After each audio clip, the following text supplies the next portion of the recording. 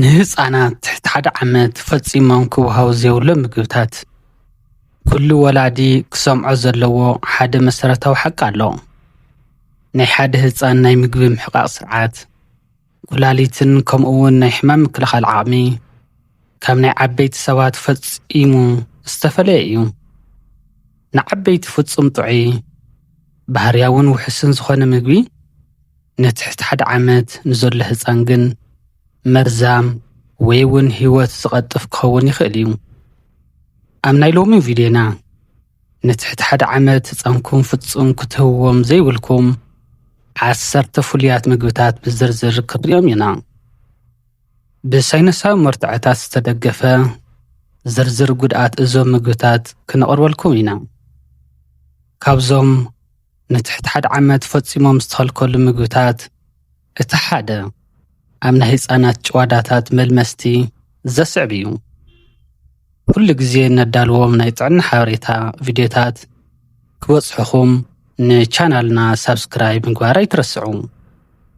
ክሳብ መወዳእታ ነዚ ወሳኒ ሓበሬታ ምክትታልኩም ኣረጋግፁ። ምክንያቱ እቲ መበል 10 ዘሎ ምግቢ ንህፃናት እንተሂብናዮም ሕዱር ኣእምሮኣዊ ጉድኣት permanent cognitive impairment ናይ ዕብየት ምድንጓይን ናይ ምርኣይ ፀገማትን vision deficit ዘምፅእ ሓደገኛ ባእታ ዝሓዘ ስለ ዝኾነ። ቀዳማይ መዓር። እቲ ቀዳማይ ፈፂምና ንትሕቲ ሓደ ዓመት ህፃናት ክንህቦም ዘይግባአና መዓር እዩ። ዝተፃረየ ይኹን ምስ ብስኩቲ ዝተጠብሰ መዓር ንህፃናት ፍፁም ክልክል እዩ።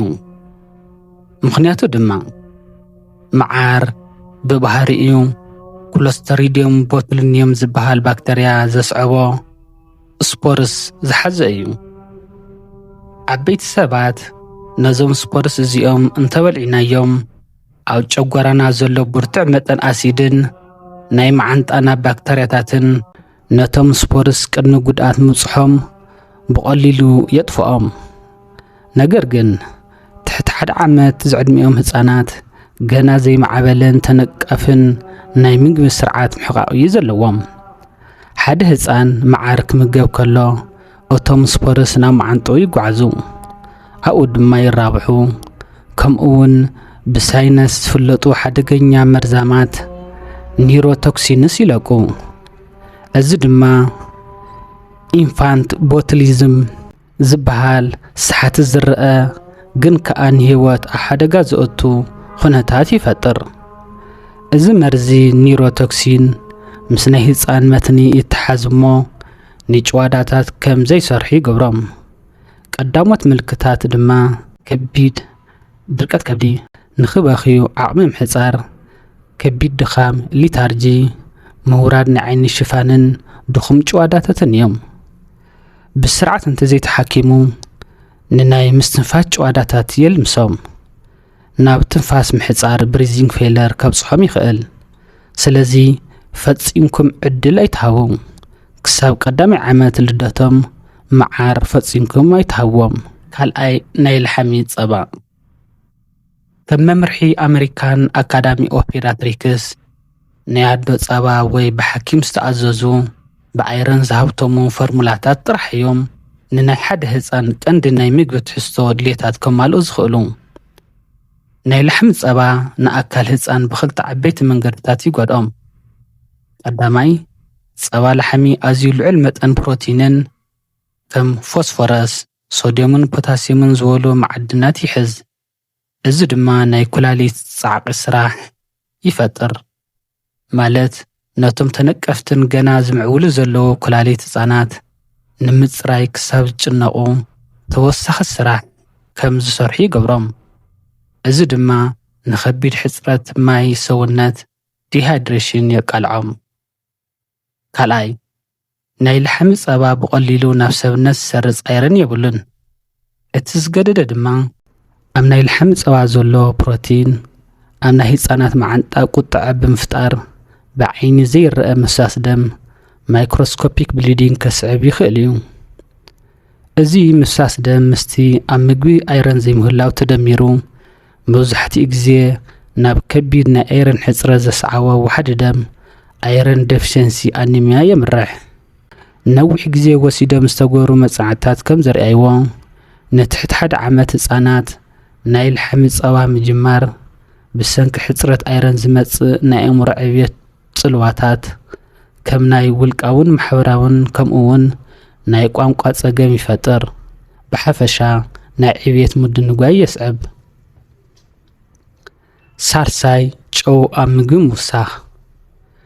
ናይ ህፃናት ኩላሊት ገና ኣብ ምዕባይ ዘሎ። ነቲ ኣብ ጨው ዝርከብ ተወሳኺ ሶድዮም ብግቡእ ከፅርዩ ኣይኽእሉን እዮም። ሓደ ህፃን ተወሳኺ ጨው ዘለዎ ምግብታት እንተበሊዑ እቲ ሶድዮም ኣብ ደሞም ይእከብ እሞ ማይ ቲሹታት ክነፅፍ ብምግባር ቅፅበታዊ ፃምእ ማይ ኣብ ሰብነት ኣኩት ዲሃይድሬሽን ይፈጥር።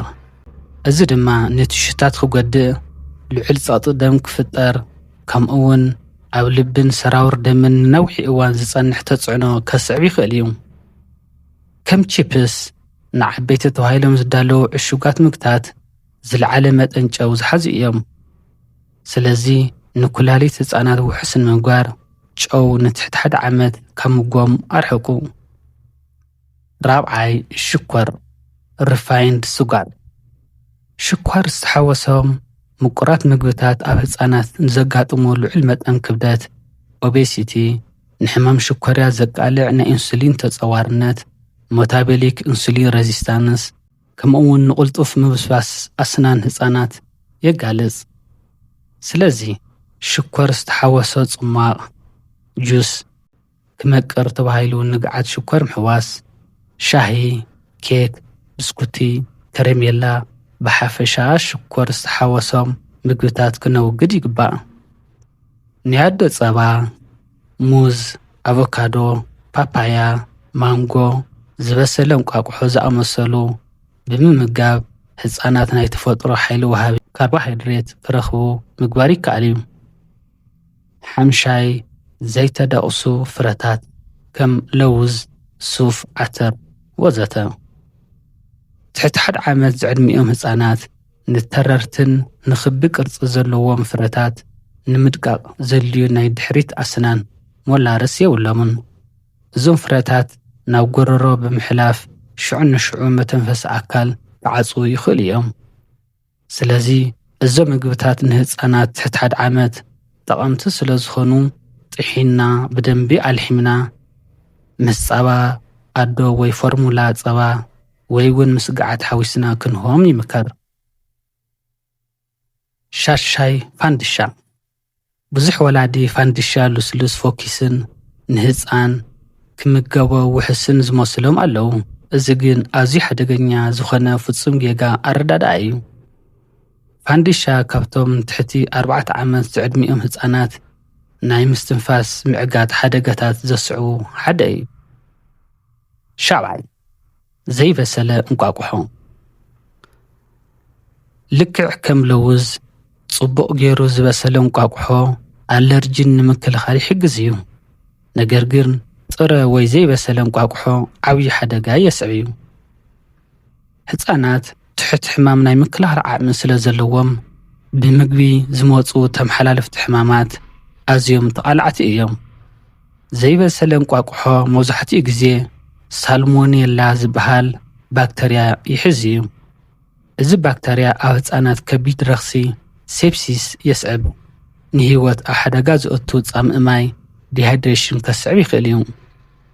ብተወሳኺ ዘይበሰለ ናይ እንቋቁሖ ጻዕዳ ክፋል ኤግ ዋይትስ ንናይ ህፃናት ገና ዘይማዕበሉ ናይ ምግቢ ምሕቃቅ ኢንዛይም ዝፃወሩ ዱልዱላት ፕሮቲናት ስለ ዝሓዙ ቅጽበታዊ ከብዲ ቁርፀት፣ ከብዲ ምንፋሕ ከስዕቡ ይኽእሉ እዮም። ኩሉ ግዜ እቲ ብጫን ጻዕዳን ክፍልታት እንቋቁሖ ተሪር ክሳብ ዝኾን ክበስል ኣለዎ። ሻምናይ ዝተመስርሐ ስጋ ፕሮሰስድ ሚትስ። ዝተመስርሐ ስጋ ንህፃናት ክልተ ዓበይቲ ሓደጋታት የስዕቡ። ባዮ ኬሚካላዊ ሓደጋን ቅርፃዊ ወይ ከዓ ስትራክቸራል ሓደጋን። ባዮ ኬሚካላዊ መዳይ ዝተመስርሐ ስጋ ወይ ከዓ ፕሮሰስድ ሚት ኣዝዩ ልዑል መጠን ጨው ከም ሶዲየም ናይትሬት ዝበሉ ኬሚካላዊ መዐቀቢታት ፕሪዘርቫቲቭ ከምኡውን ከበድቲ ስብሕታት ሳቹሬትድ ፋትስ ዝሓዙ እዮም። እዞም ትሕዝቶታት እዚኦም ከቢድ ናይ ማዕናጡ ነድሪ የስዕቡ፣ ንኹላሊት ህፃን ድማ ከቢድ ጻዕቒ ይፈጥሩ። ከምኡውን ኣብ ቀጻሊ ህይወት ህፃናት ከም ሕማም ሽኮር ዝበሉ ሕዱር ሕማማት ናይ ምምዕባል ዕድል ይውስኹ። ብቅርጻዊ ስትራክቸራል መዳይ ንትሕቲ 1 ዓመት ህፃናት ዝተመስርሐ ስጋ ምምጋብ ኣብ ህፃናት ናይ መተንፈሲ ኣካላት ምዕጻው ሓደጋ ከስዕብ ይኽእል እዩ። ታሽዓይ ካፌይን። ሕጂ ንህፃናት ምን ይጉን ዝህብ ኢልኩም ተሓስቡ ትኾኑ። ነገር ግን ካፌይን ወለዲ ከይፈለጡ ምስ ህፃናት ብሓባር ኣብ ዝምገብዎም መዓልታዊ ዝውልዑ ነገራት ተሓቢኡ ይርከብ እዩ። ንኣብነት ኣብ ጸሊም ሻሂ፣ ቀጠልያ ሻሂ፣ ናይ ሓይሊ መስተታት ኢነርጂ ድሪንክስ፣ ኮላታት ከምኡውን ጸሊም ቸኮሌት ልዑል መጠን ካፌይን ዘለዎም እዮም። ካፌይን ብርቱዕ ናይ ማእኸላይ ስርዓት መትኒ መነቃቅሒ ስቲሙላንት እዩ። ናይ ዓብይ ሰብ ጸላም ከብዲ ንካፌይን ብተዛመደ መልክዑ ብቕልጡፍ መንገዲ ከጽርዮ ዝኽእል ኮይኑ፣ ነገር ግን ናይ ሓደ ህፃን ጸላም ከብዲ ንካፌይን ንምስባር ዘልዮ ፍሉያት ናይ ሳይቶክሮም ኢንዛይም ስለ ዘይብሉ ካፌይን ኣብ ደም ሓደ ህፃን ንነውሒ እዋን ይዘዋወር። ሳዕቤናት ካፌይን ንህፃናት ንናይ ሓደ ህፃን ልቢ ካብ ንውር ወፃኢ ብሓደገኛ መልክዑ ክሃረም ይገብር። ምዝዋዕ ልምዲ ድቃስ ስሊፕ ዲስተርባንስ የምጽእ። ድቃስ ንናይ ህፃን ሓንጎል ቁልጡፍ ናይ መትኒ ምስፋሕን ናይ ዕቤት ሆርሞን ምፍራይን ዘካይደሉ ባህርያዊ መስኮት እዩ። ነዚ መስርሕ እዚ ብመነቃቅሒ ካፌይን ምዝባዕ ድማ ብቐጥታ ምስቲ ንውር ናይ መትንን ኣካላውን ዕቤት ይጋጨው። ንቅጽበታዊ ጻምእ ማይ ሰብነት ዲሃይድሬሽን የቃልዕ። ንህፃናት ክነጫነጩን ተደጋጋሚ ክወኺን ይገብር። ሽውሃት ምግቢ ህፃናት ክቕንስ ይገብር። 10 ጥረ ዓሳን ልዑል ሜርኩሪ ዘለዎም ዓሳታትን። ጥረ ዓሳ ንህፃናት ክከላኸልዎ ዘይኽእሉ ኣጸዳፊ ባዮሎጂካዊ ሓደጋ የምጽኣሎም እዩ። ምኽንያቱ ዓሳ ናይ ባሕሪ ጽግዕተኛታትን ብምግቢ ዝመፁ ባክተርያታትን ስለ ዝሓዘ እዩ። በቲ ካልእ መዳይ ድማ ዓበይቲ ሓደንቲ ዓሳታት ብሰንኪ ባዮ ኣኮሙሌሽን ከቢድ ኬሚካላዊ ሓደጋ የስዕቡ እዮም። እዞም ዓበይቲ ዓሳታት ንነዊሕ እዋን ስለ ዝነብሩን ንኣናእሽቲ ዓሳታት ስለ ዝበልዑን ኣብ ትሹታቶም ኣዝዩ ዝለዓለ መጠን ሜታይል ሜርኩሪ ይርከቦም። ሜርኩሪ ብተፈጥሮኡ ኣብ ሓንጎል ሓያል ጉድኣት ዘስዕብ ባእታ እዩ። ናይ ህፃናት ሓንጎል ኣብ ውሽጢ ቀዳሞት 12 ኣዋርሕ ዕድሚኦም ቁልጡፍ ዕብየት እዩ ዝገብር።